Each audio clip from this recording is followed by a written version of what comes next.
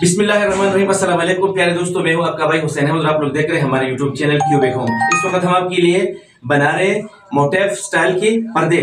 तो ये हमने कैसे लगाया, इस पर हमारा कितना टाइम लगा, ये सब आपके साथ शेयर करेंगे और स्टेप बाय स्टेप शुरू से लेकर आखिर तक आपको बताने वाला हूं। तो वीडियो को जरा गौर से देख लीजिएगा। अगर आप लोग हमारे चैनल पर नए हैं तो आपसे एक ही रिक्वेस्ट करूंगा कि हमारे चैनल को सब्सक्राइब जरूर कीजिएगा। तो आइए स्टार्ट करते हैं कि इस पर्दे को हम कैसे लगाएंगे शुरू से लेकर आखिर तक। तो आइए हमारे साथ।